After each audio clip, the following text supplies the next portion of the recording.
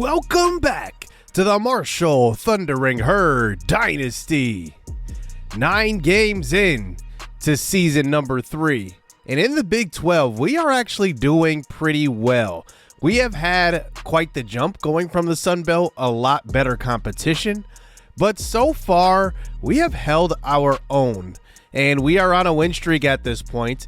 And now we go up against a very tough opponent in this episode, but first, let's cover the Big 12 action this week. Here is Colorado facing Iowa State, and right away, Cam Michael, who went for 3 touchdowns on us, continues where he left off, and he is down by 2 here in the second quarter, but here is a pick 6 thrown the other way by Rocco Becht, and Colorado takes the lead. Iowa State needs to lose this game because they had the tiebreaker over us, just remember that. In Colorado, we just defeated last episode. But here is Iowa State answering back with a nice touchdown by Lee. And now they go up by 3 in the third quarter. Here's a throw across the middle. It's Cam Michael again. Make that 5 touchdowns in the last 2 games, and Colorado takes the 11-point lead. But here is Rocco Becht getting this Iowa State offense back on track with a long touchdown reception. And now they are down by just 1 score here in the fourth quarter.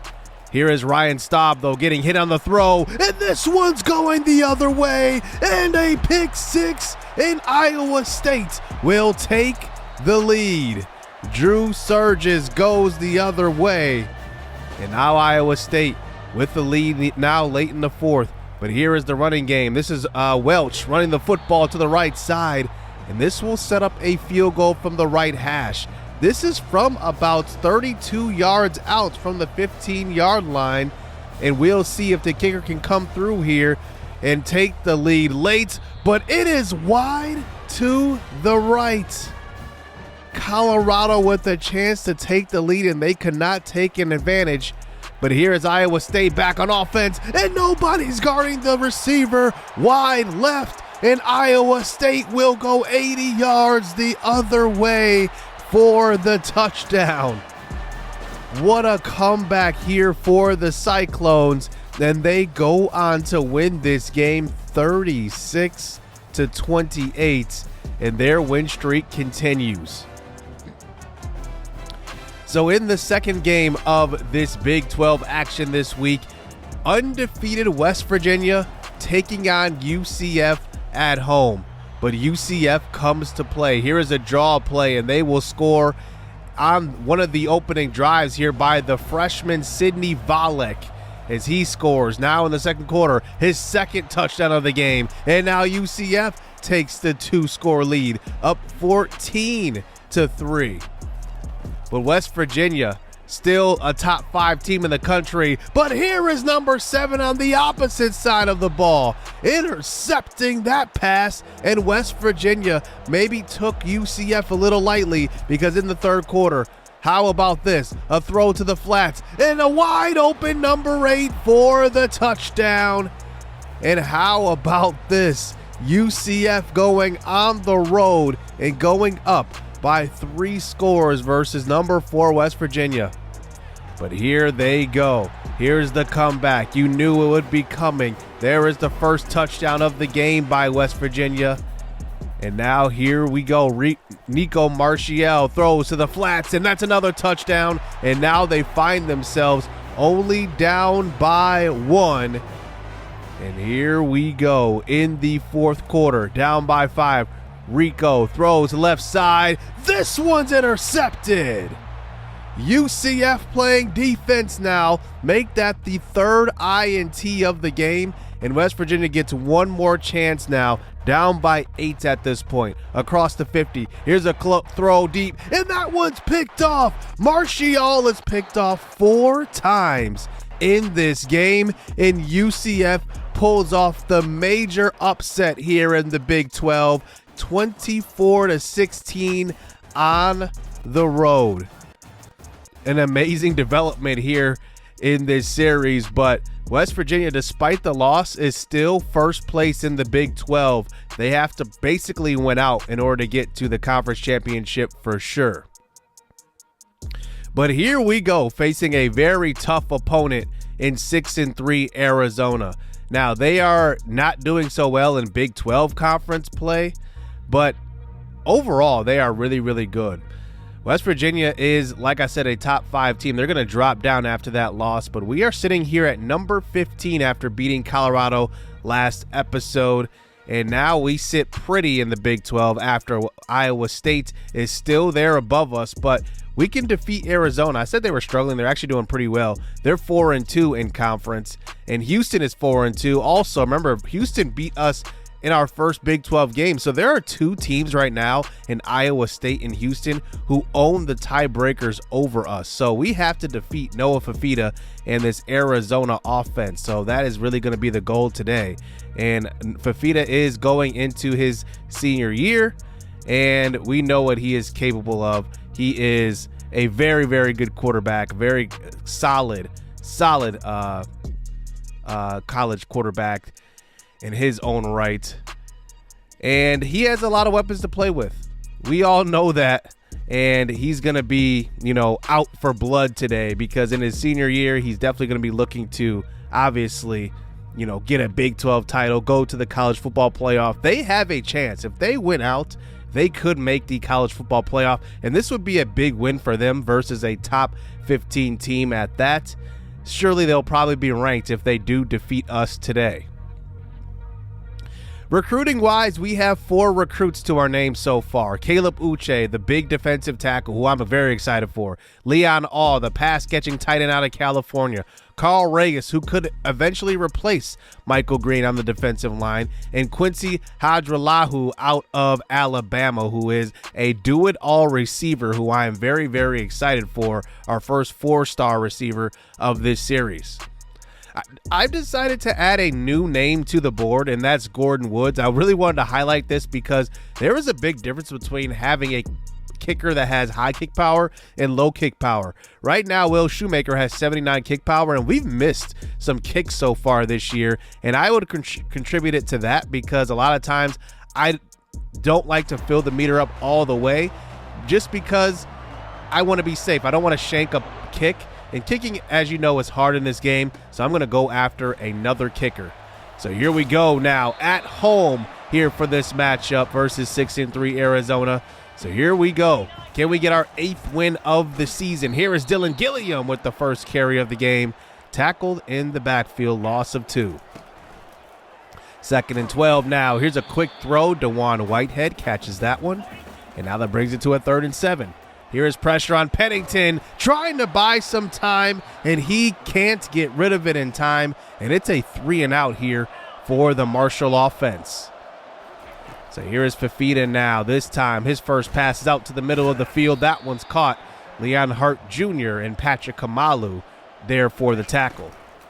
A big return on the defense for us is Chasen Clark, but here is a big-time run to the outside by Brandon Johnson, eventually brought down by Amir Foster. So here is Fifita already in field goal range. We have not been able to stop the run at all. And here is a sack, and there he is, Chasen Clark. He's returning from injury, and this was a big get for the defense. He's missed the last 3 games, and it's really been showing because we've been getting up a lot of pass rush yards as well as pass yards. Here's a 3rd down throw to the flat. That's caught, and they bring in their kicker, but Josh Ferris only has 79 kick power, kind of like our kicker has, and 74 accuracy. So this is from about 36 yards out, and it's easily good, but let's just keep a track of that, because if we can keep them out of field goal range, they will have to punt even at good yard markers. Here's a quick throw to the right side. Aiden Steinfeld with the catch to start the next drive.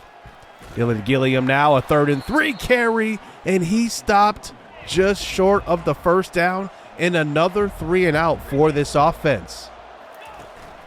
Here's Fifita now, play action fake throwing across the middle. That one is caught. And a 1st down as they have an injury on their offensive line.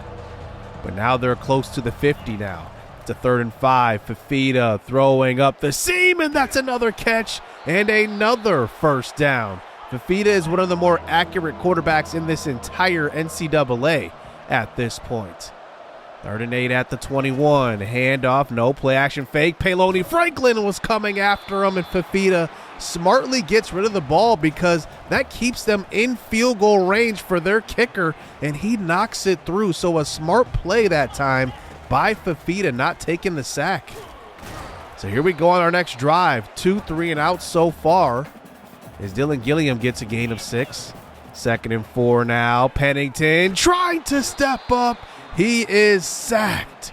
The pressure getting to Pennington a lot more this year, it seems like.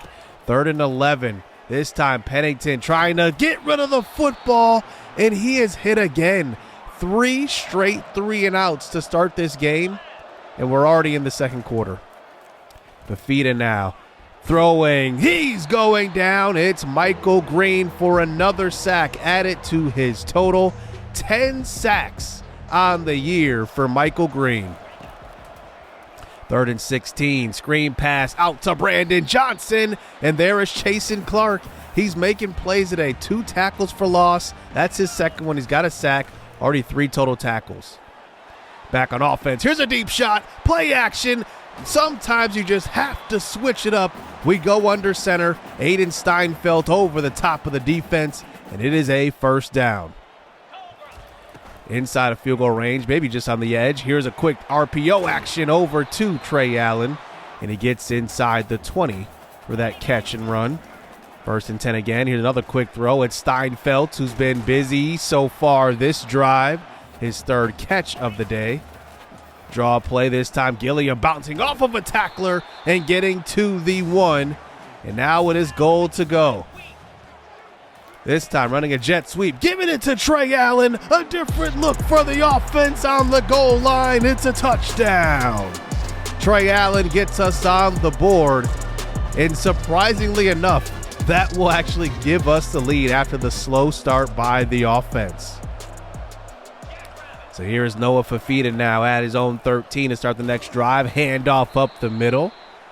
And you can kind of see the impact of Chasen Clark. He's at least filling the gaps, closing those up, as Brandon Johnson's been bottled up since that one big run, and it's another sack. Michael Green, number 11 on the year. And that's 30 career sacks for Michael Green. Congratulations to him. He's had quite the career with Marshall. At the 50 to start the next drive. Here's a throw to the right side. That's caught. It's going to be Trey Allen again. And it's a big first down throw for him.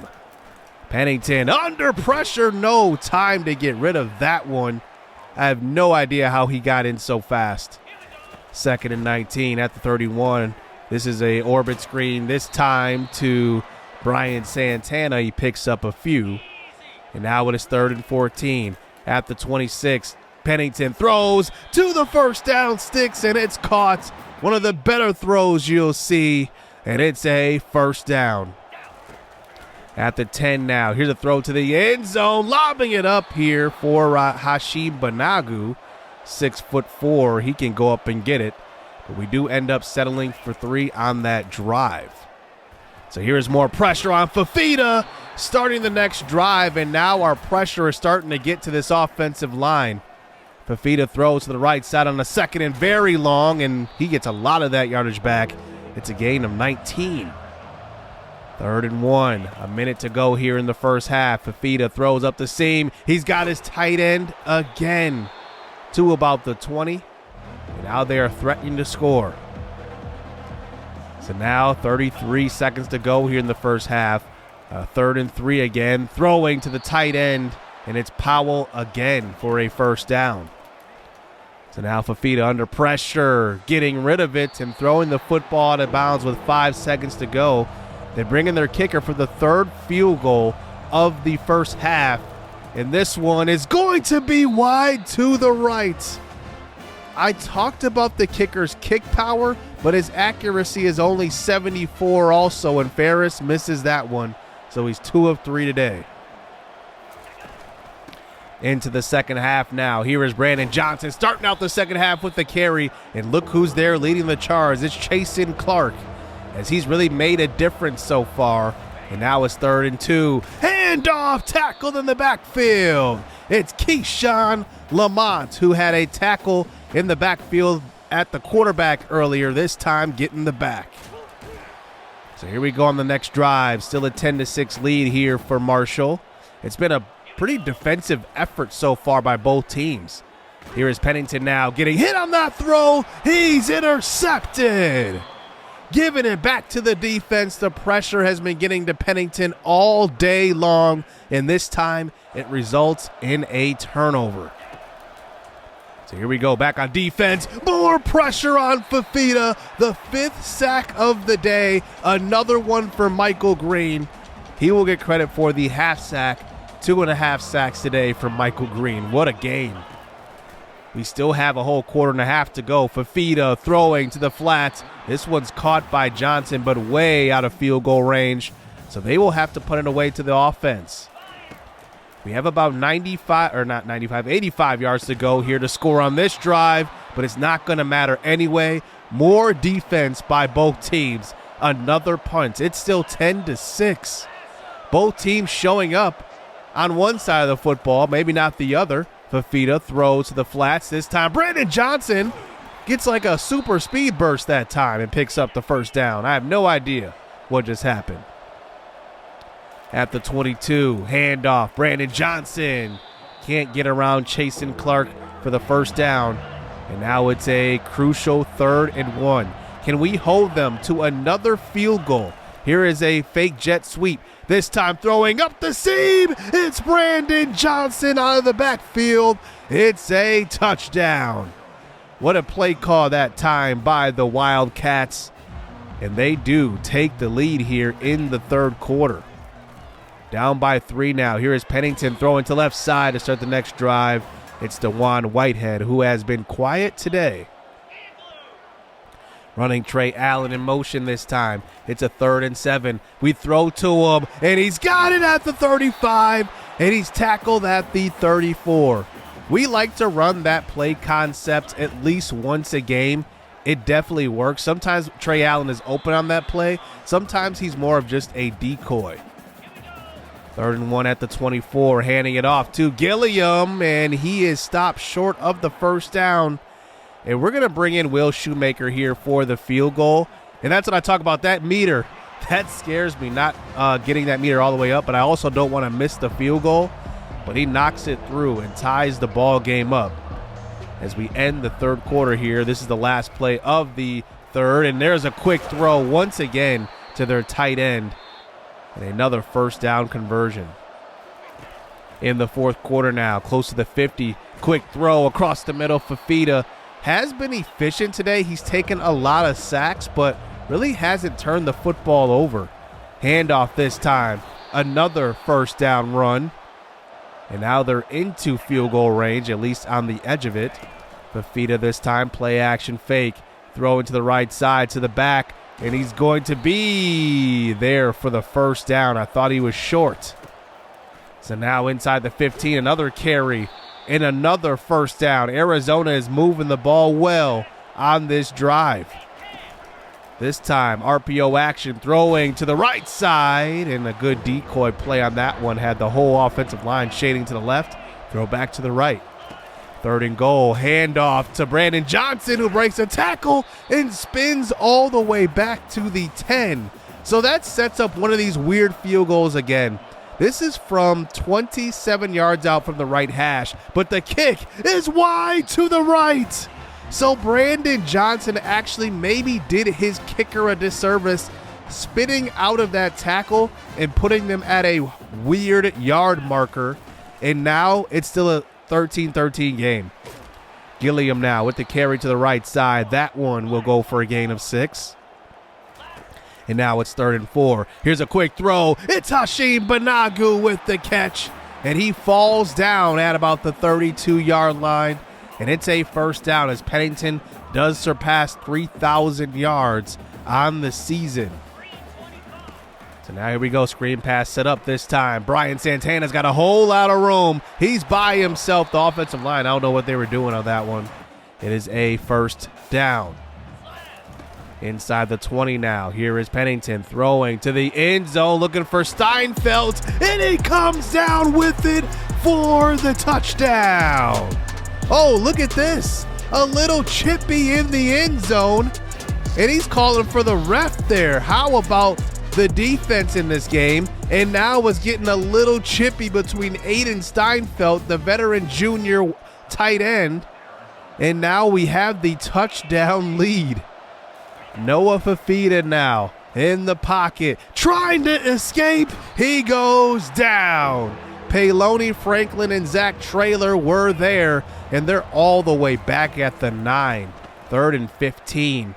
Here is Fafita throwing short to Brandon Johnson, pushed out of bounds by the freshman Jason Keener. And now they line up to go for it here.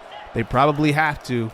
4th and 9. Fafita throws, intercepted. It's Nicholas Reed. He's going to take it to the 10, the 5. It's a touchdown. A 29-yard pick six to end the game. Reed just playing his zone. I don't think Fafita saw him, or maybe he was just throwing up a prayer, and Nicholas Reed makes him pay. And that's how this ball game will end. They do get a garbage time touchdown, ends up being 27-20, but a great victory here versus Arizona, who is a very, very good team. We needed all of our defense today. How about Arizona, though? Their defense shut us out. We only had 255 total yards of offense today. We were 3 of 10 on 3rd down. And to me, I feel like Arizona probably dropped the ball on this one, forcing 3 punts, 3 and outs to start the game, and they only amassed 6 points out of it.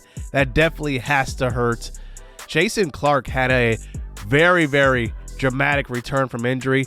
18 total tackles, 8 solo, 10 assisted, 3 tackles for loss, and a 1.5 sack today. I mean, he was a monster, along with Michael Green, who got after Fafita 2.5 times.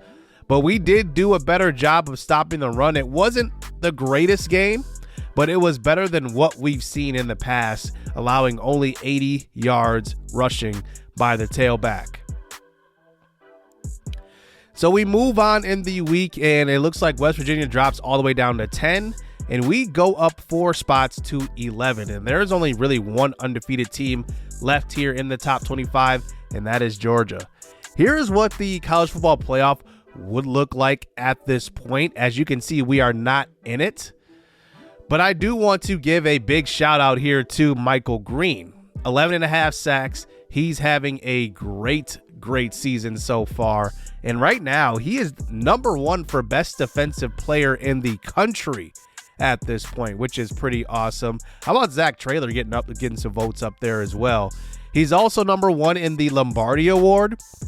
And to add on to that, the best defensive end. So he could sweep the defensive awards this year. We'll see if he can kind of finish strong here. He's going to need a few more sacks, to be honest with you. I believe the leading sack getter last year was 17.5 by Oregon's defensive end. We'll see if we can get to that point. We'll need to really have a big ending to the season, but we'll see if Michael Green can finish with a high number. But we are here at number 11 in the country, and we face Arizona State. Arizona State is a team that has been struggling this year. They are 5-5, but have lost a bunch of close games.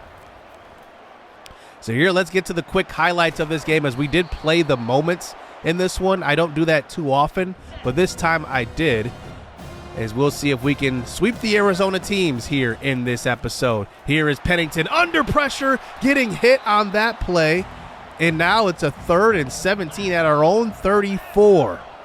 Running Trey Allen in motion. I said I like to run this concept at least once a game, but here's a throw down the field. Allen's wide open. It's a touchdown. How do you leave him that wide open after seeing him run across the formation like that? Wow. It's 6-0 here for Marshall. What a throw by Pennington, and I don't think you could have missed him if you tried. Wow, what a play. What a drive. But here is Arizona State answering right back with a big-time run, and it looks like maybe stopping the run is not solved yet. Teams know they can run versus us, and they just continue to do it. It's been a thorn in our side.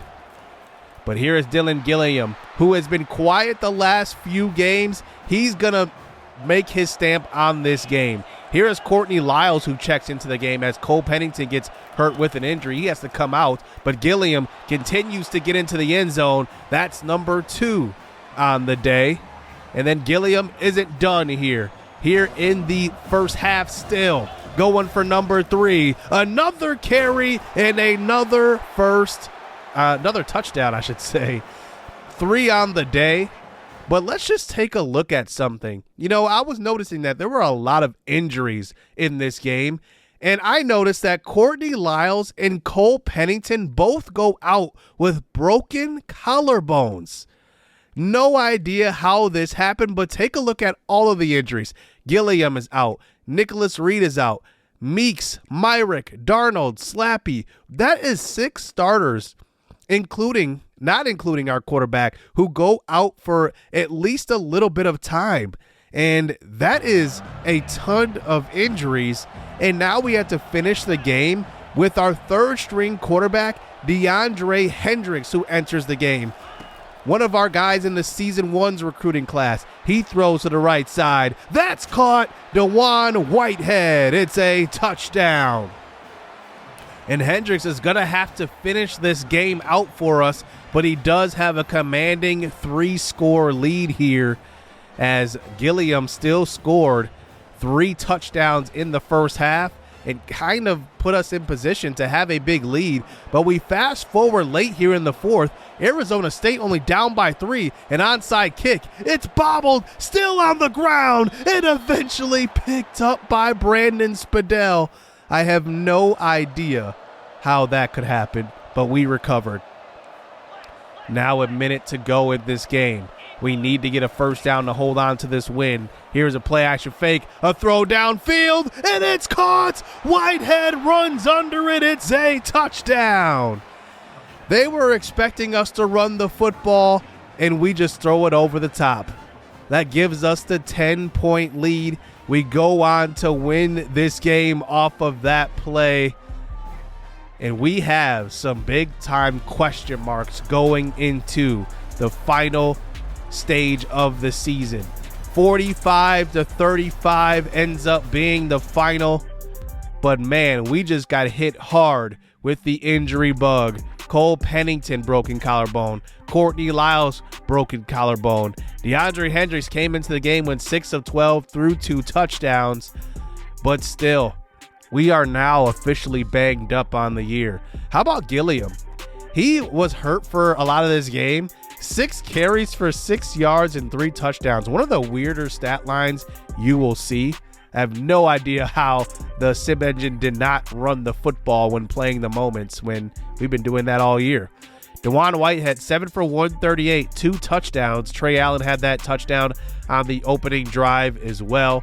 Zach Traylor trades places with Michael Green, getting 2.5 sacks today. Peloni Franklin continues to play well, rushing the passer from the interior defensive line. And we get our 9th win of the year, which is pretty cool. We move into the top 10 with that win as well. Nebraska ends up losing to Oregon by 2, so they slide down, so we kind of take their spot. But now we only have 1 game left in the season, and we look at Iowa State, and they played Houston and lost. So now we jump up to number 2 in the Big 12 because Houston won, Iowa State lost. Houston must have lost the week before that because they did have the tiebreaker over us. But now we jump both Houston and Iowa State. So now the job is simple. Just win the last game, and we should be in the Big 12 championship game. But it gets a little more complicated than that because last game, we not only lost Pennington and Lyles to broken collarbones, and they're probably done for the year, 6 and 5 weeks. We also lost Amir Foster, who was our starting quarterback, and Jalen Slappy with a dislocated ankle. who's going to be out for the season as well. So we lose literally 3 starters, make it 4 because I guess Courtney Lyles would have been a starter. But Cole Pennington's senior season is done just like that. A broken collarbone. He was having his best season yards per game wise. He wasn't turning the ball over as much. He was a lot more efficient, 22-5. And now enter our 3rd string quarterback in DeAndre Hendricks, a guy that has had limited experience so far in his career. He was in season 1's recruiting class. It was he and Courtney Lyles who would have battled it out for the future at quarterback, but I was really leaning Lyles because I really liked the speed element to his game. Even though DeAndre Hendricks can run, he's 89 speed, but his ceiling is not as high as Courtney Lyles is. We also could roll with Ja'Kai Long, who's been in the offense a little bit longer, a year longer than what Hendricks has been. But Ja'Kai Long, I have not really played with, and his throw power is 87 in comparison to Hendricks, who is 89. That makes a huge difference, even those 2 points. And then we had to find a new outside cornerback. Corey Myrick, I'm not going to switch sides for him. He's going to stay on the left side. He really plays well over there. But Maxwell Odom could shift from the slot over to the outside. And then at left guard, Keon Kennedy is probably going to take over at that position. He started there to start the season. But now we go into the last game of the season versus, albeit a 5-6 Utah team. We are going to be looking really new on both sides of the football, and we'll see if our team can adjust. So that's going to do it here for this episode. Next episode should be interesting. Replacing Cole Pennington. Hit subscribe, hit that like button. Stay tuned. Let's get it. Let's go.